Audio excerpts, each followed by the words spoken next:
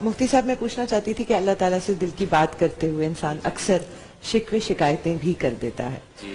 तो क्या ये उसूलों के खिलाफ है सब्र के, या ये दिल का बोझ हल्का करना है? जी, बहुत शुक्रिया आपका। और जैसे कि समी भाई ने कहा कि ये प्रोग्राम जो है इसमें उलमाए किराम यहाँ पर हम सब यहाँ पर बैठते हैं, तो इससे एक पैगाम ये भी जाता है कि एक इत्तेहाद का भी लोगों के सामने मैसेज जाए।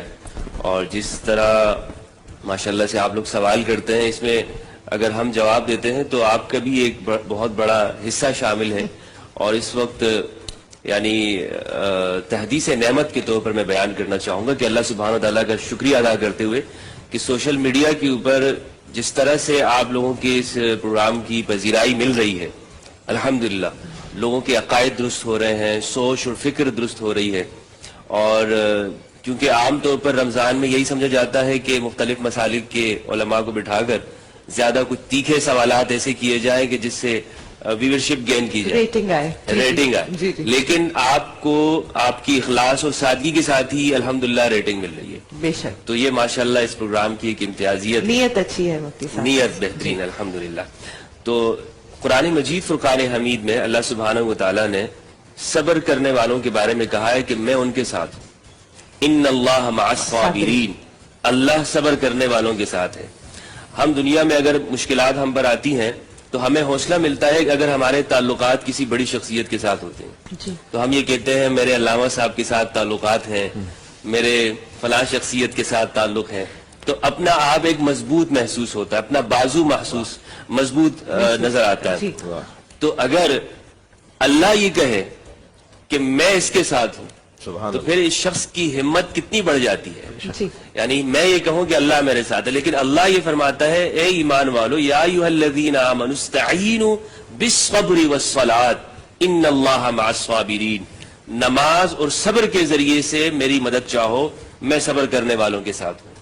तो एक वो शख्स जिस पर मुश्किलात आई हैं, यहाँ पर एक बात ये भी है कि जहां पर इंसान सब्र करता है वहीं पे रोना या गम करना, ये या शिकायत तो अल्लाह के सामने होती है, यानी इल्तिजा होती है।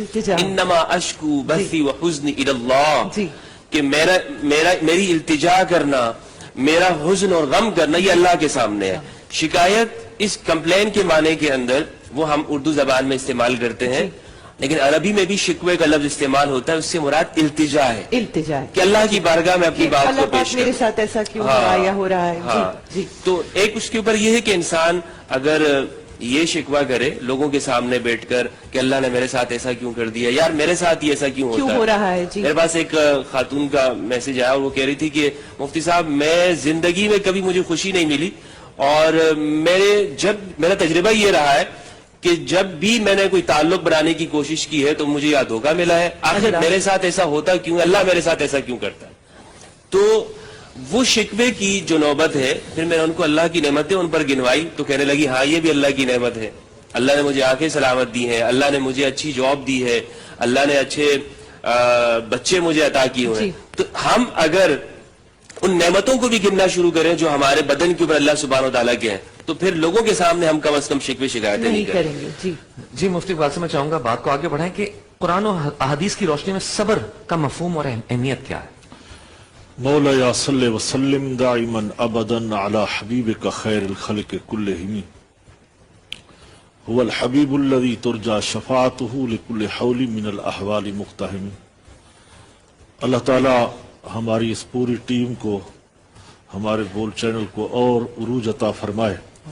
रमज़ान की ये बरकत वाली सातें, ये दिन, ये रोज़े, तरावियाँ, जुमला इबादत, रियाजत जो अहले इस्लाम मसरूफ़ हैं, और इसी के साथ साथ जो आज का हमारा मौजू है, बड़ा वसी मौजू है समी भाई, सब्र। देखिए कुरान मजीद फुरकान हमीद में अल्लाह जल्ला वाला ने तकरीबन 70 से 75 मकामात पर इस सब्र को बयान फरमाया है। फरमाया कि या अय्युहल्लज़ीना आमनु इस्तईनु बिस्सब्रि वस्सलाह, ईमान वालो तो मदद मांगो नमाज से और सब्र से। एक खूबसूरत जुमला अल्लामा शहनशाह नकवी साहब की नजर करूंगा कि नमाज और सब्र یہ خدا نہیں ہے، یہ غیر خدا ہے. کیا بات ہے، یہ غیر خدا ہے. عقیدہ توسل. تو اللہ فرما رہا ہے کہ ان سے توسل کرو، صبر سے، نماز سے مدد لو. تو مدد مانگی جاتی ہے نص قرآن سے. ایک تو یہ بھی ہمیں فائدہ ہوا آج کے موضوع سے. دوسری بات یہ ہے کہ صبر کا جو تقاضا ہے، مطالبہ جو ہے، وہ انسانوں سے ہے کہ تم ہر حال میں صبر کرو، اللہ کے شکر گزار بندے بنو.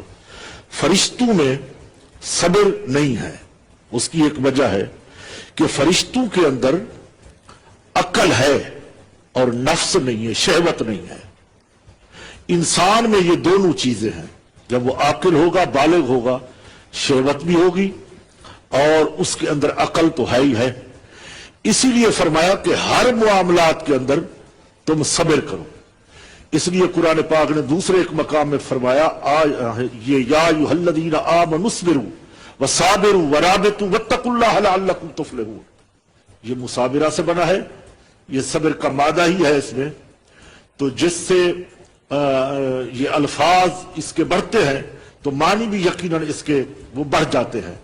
تو اس صبر کی پھر علماء نے، احادیث نے 3 قسمیں بیان کی. ایک صبر ہے اطاعت کے اندر، اللہ اور اس کے رسول کی اطاعت کی جائے، جیسے رسول نے فرمایا ویسے کرو، جو میرے پیغمبر نے دیا وہ لو، جہاں سے منع کیا وہاں رک جاؤ. وما اتاکم الرسول فخذوہ وما نہاکم عنہ فانتہوا واتقوا اللہ.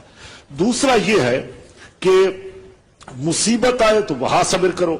یعنی صبر کا نام یہ ہے کہ رکنے کے معنی صبر میں آتے ہیں. صبر کے معنی یہی ہے، رکنے کے، باندھنے کے. یہ صبر کے معنی یعنی ڈٹ جاؤ. اور جب تم ڈٹو گے، پختہ عقیدہ اور نظریہ رکھو گے تو پھر تم پہاڑ بن جاؤ گے، طاقت ہوگی تمہارے پاس. ہم جب مطالعہ کرتے ہیں سیرت کی کتابوں کا، حدیث کا، تو ہمارے سامنے غزوات آتے ہیں. غزوہ بدر آتا ہے، احد آتا ہے، حنین آتا ہے، خیبر آتا ہے. تو اسی طریقے سے وہ انسان جب صبر لے کے جہاد کے اندر جاتا ہے تو وہ ڈٹ جاتا ہے، تو وہ مضبوط ایک پہاڑ بن جاتا ہے. اور سید الصابرین حضرت امام علی مقام کی زندگی کا ہم ذرا جائزہ لیں اور دیکھیں تو وہاں تو وہ جیسے جنت کے نوجوانوں کے سردار نظر آتے ہیں، ایسے ہمیں صابرین کے وہ سردار نظر آتے ہیں. اور سردار سمی بھائی ہوتا بھی وہ ہے جس میں تمام خوبیاں پائی جائیں. جو تمام خوبیوں کا مالک ہو وہ سردار بنایا جاتا ہے. تو میرے رسول نے انہیں ایسے سردار نہیں بنا دیا جنت کے نوجوانوں کا کہ الحسن والحسین سیدہ شباب اہل الجنہ، کہ تمام وہ جنتی نوجوانوں کے سردار ہیں. تو ان میں صابرین بھی آتے ہیں. کربلا کے اندر جب ہم مطالعہ کرتے ہیں، دیکھتے ہیں تو اپنے اہل و عیال کو ذبح کرانے کے بعد بھی صابر بھی ہیں اور شاکر بھی ہیں.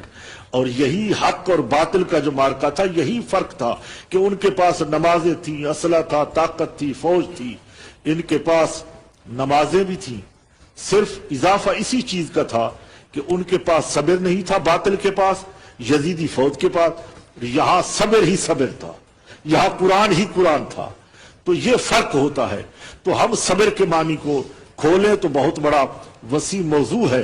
تو اللہ تعالیٰ سے یہی دعا کرتے ہیں. ہم اپنے یہاں اصلاح کے لیے بیٹھے ہیں، معاشرے کو یہ پیغام دیتے ہیں، اپنی عوام کو، مسلمانوں کو پیغام دیتے ہیں کہ صبر کے راستے پہ چلو تو انشاءاللہ ساری مرادیں پوری ہو جاتی ہیں. خوبصورت بات.